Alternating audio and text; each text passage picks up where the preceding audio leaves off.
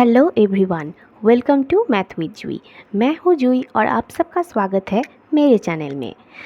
तो स्टूडेंट्स, हम लोग ऑलरेडी एक्सरसाइज 3.3 का लास्ट क्लास में क्वेश्चन 5 तक सॉल्व कर चुके थे और आज मैं डिस्कशन करने वाली हूँ क्वेश्चन 6 से क्वेश्चन 12 तक।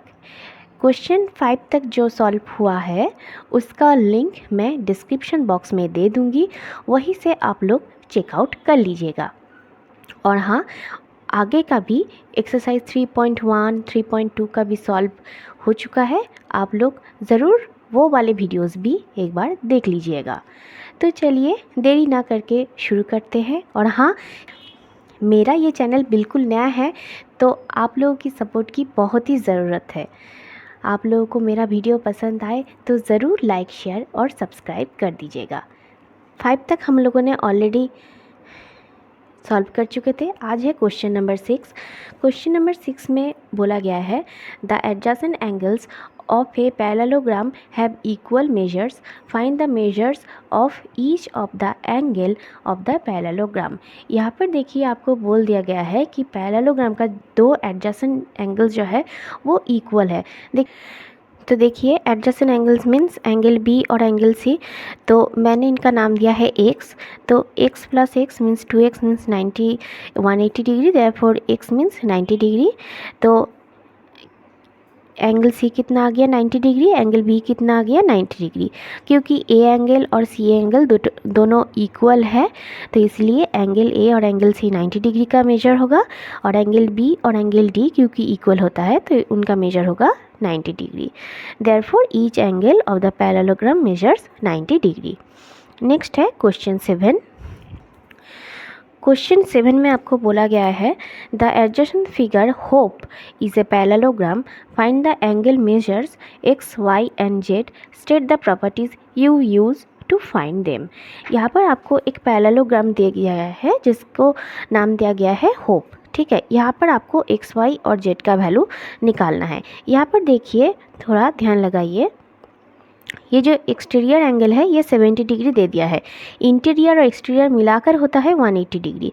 तो एक्सटीरियर एंगल का वैल्यू दे दिया है 70 डिग्री, तो फिर इंटीरियर एंगल कितना होगा 110 डिग्री। अच्छा, अब क्योंकि होप एक पैरेललोग्राम है इसीलिए देखिए ये वाला एंगल और ये वाला एंगल दोनों इक्वल होगा। तो ये अगर 110 डिग्री है तो एक्स कितना होगा 110 डिग्री होगा क्योंकि ऑपोजिट एंगल है। ठीक है, तो देखिए यहाँ पर 40 डिग्री गिवन है तो ये वाला जो है इसका मैंने नाम दिया है m।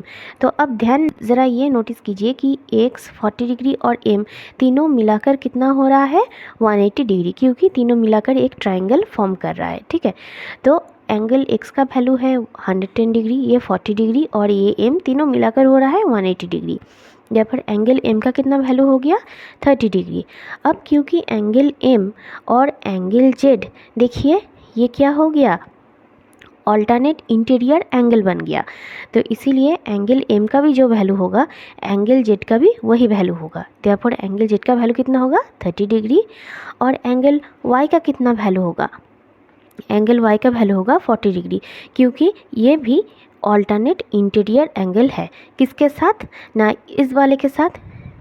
देखिए यहाँ पर 40 डिग्री है और ऐसा करेंगे तो ये 40 डिग्री का ऑल्टरनेट इंटीरियर एंगल हो जाएगा y, तो इसलिए y का वैल्यू कितना आएगा 40 डिग्री। तो उम्मीद है क्वेश्चन 6 और 7 आपको समझ में आ गया है। Next question 8।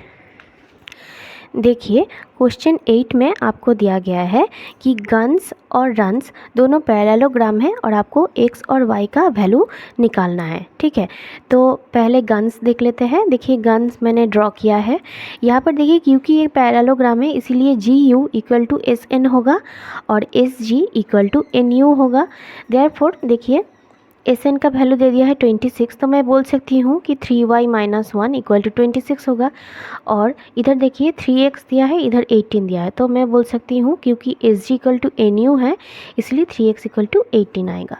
तो यहाँ पर देखिए 26 इक्वल टू 3y माइनस 1 करके y का वैल्यू निकला 9 और 3x इक्वल टू 18 से मिला x का वैल्यू 6। ठीक है, तो रन्स जो है वो भी एक पैरेललोग्राम है। तो यहाँ पर आपको डायगोनल का वैल्यू दे दिया गया है, ठीक है। क्योंकि पैरेललोग्राम है तो इसलिए हम लोग को पता है कि O R equal to O N होगा और S O equal to O U होगा। यहाँ पर एस ओ का वैल्यू है 20 और ओ यू का वैल्यू है y+7 और ओ आर का वैल्यू है 16 और ओ एन का वैल्यू है x+y। तो देयरफॉर x+y इक्वल टू 16 होगा और y+7 इक्वल टू 20 होगा। तो y का वैल्यू निकाले, कितना आ गया 13, ठीक है। तो यहाँ से एक y का जो वैल्यू है वो x+y इस इक्वेशन में पुट करेंगे तो क्या मिलेगा, x प्लस y का वैल्यू है 13 इक्वल टू 16, देयरफॉर x का वैल्यू आ गया 16 minus 13 equal to 3, therefore x का वैल्यू कितना आ गया 3।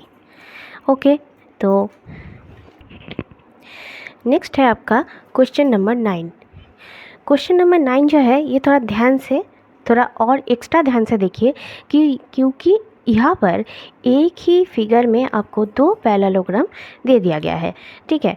बोला गया है कि in the above figure both risk and clue are parallelogram, find the value of x, ठीक है। यहाँ पर आपको ये जो x है इसका वैल्यू निकालना है, ठीक है।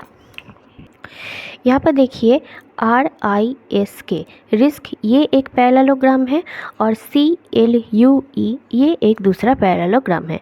तो पहले पैरेललोग्राम का जो एंगल्स है वो हम लोग निकाल लेंगे। तो क्योंकि यहाँ पर 120 डिग्री गिवन है तो देयरफॉर एंगल I कितना होगा, ये भी 120 डिग्री होगा। और क्योंकि एंगल S और एंगल I दोनों एडजेसेंट एंगल्स हैं तो दोनों मिलाकर कितना होगा 180 डिग्री। ओके, तो देखिए एंगल K और एंगल I दोनों इक्वल होगा तो एंगल K और एंगल R मिलाकर कितना हो रहा है 180 डिग्री। तो एंगल R का वैल्यू आ गया 60 डिग्री। एंगल R अगर 60 है तो एंगल S भी कितना होगा 60 डिग्री होगा और एंगल K और एंगल I का दोनों वैल्यू इक्वल होगा, मतलब 120 डिग्री। इसके बाद है देखिए पैरेललोग्राम क्लू। यहाँ पर 70 डिग्री एंगल L गिवन है तो एंगल E कितना होगा 70 डिग्री होगा। तो यहाँ पर एंगल U कितना होगा ना, एंगल L और एंगल U मिलाकर हो रहा है 180 डिग्री। देयरफॉर एंगल U कितना हो रहा है, देयरफॉर एंगल U कितना हो रहा है 180 degree minus 70 degree equal to आ गया आपका 110 डिग्री। देयरफॉर एंगल L और एंगल E का वैल्यू इक्वल होगा, दैट इज़ 70 डिग्री और एंगल C और एंगल U का वैल्यू इक्वल होगा, दैट इज़ 110 डिग्री, ठीक है।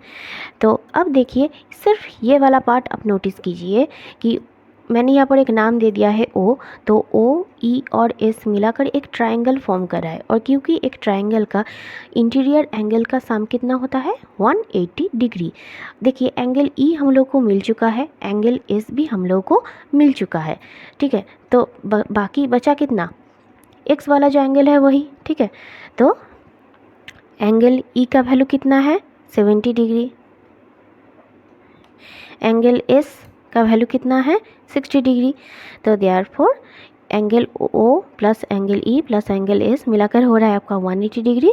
देयरफॉर इंडिविजुअली एंगल O का वैल्यू कितना हो गया ना 180 degree minus 70 degree and minus 60 degree equal to आ गया, देयरफॉर एंगल O का वैल्यू आ गया आपका 50 डिग्री। तो x का वैल्यू निकल चुका है। उम्मीद है क्वेश्चन 9 आपको समझ में आ गया है। क्वेश्चन 10 ये थोड़ा सा एक्सप्लेन करने वाला क्वेश्चन है। क्वेश्चन 10 में आपको दिया है explain how the figure is a trapezium which of its two sides are parallel, ठीक है। यहाँ पर आपको बोलना पड़ेगा कि क्यों इस फिगर को मैं ट्रेपेजियम बोल रही हूँ। अच्छा देखिए, अच्छे से पहले लॉजिक समझ लीजिए। When a transversal line intersects two lines in such a way that the sum of the adjacent angles on the same side of transversal is 180 degree, then the line are parallel to each other. Here angle M and angle N together make 180 degree. Therefore MN and LK are parallel and ML is a transversal. As the quadrilateral KLMN has one pair of parallel lines, it is a trapezium. ठीक है, next है question number 11. Next है आपका question number 11. यहाँ पर आपको बोला गया है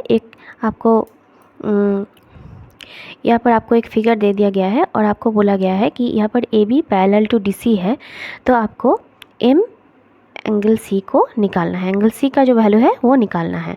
अब क्योंकि देखिए कि A B parallel to D C बोल ही दिया गया है, तो इसलिए एंगल बी और एंगल सी टुगेदर मिलकर कितना होगा 180 डिग्री. तो angle m angle C plus m angle B equal to 180 degree. Therefore m angle C plus 120 degree equal to 180 degree. Therefore m angle C equal to 180 degree minus 120 degree equal to 60 degree. तो question 11 तक हो गया है. Next है question number 12. Question number 12 का आपका दो part है. क्वेश्चन नंबर 12 में देखिए आपको बोला गया है कि find the measures of angle P and angle S if SP parallel to RQ in figure 3.28. और एक साथ में पार्ट दिया है कि if you find angle R is there more than one method to find angle P. ठीक है, तो देखिए गिवन है एंगल Q दे दिया है 130 डिग्री और एंगल R जो है वो 90 डिग्री दे दिया गया है. ठीक है, तो देखिए कि angle Q equal to 130 degree है और angle R equal to 90 degree है. और क्योंकि एंगल P और एंगल Q मिलाकर हो रहा है 180 डिग्री, क्योंकि angles on the same side of transversal, तो इसीलिए एंगल P कितना होगा 50 डिग्री. सिमिलरली एंगल R और एंगल S मिलाकर हो रहा है आपका 180 डिग्री. एंगल R साथ में देखिए एंगल R और एंगल S मिलाकर हो रहा है 180 डिग्री. देयरफॉर एंगल S का वैल्यू कितना हो गया 90 डिग्री. सेकेंड मेथड देखिए, क्योंकि PQRS ये एक क्वाड्रिलेटरल फॉर्म कर रहा है और एक क्वाड्रिलेटरल का चारों एंगल का सम होता है हमेशा 360 डिग्री. नाउ इधर गिवन है 130 डिग्री एंगल Q का वैल्यू गिवन है, that is 130 degree. Angle R का वैल्यू भी गिवन है 90 डिग्री.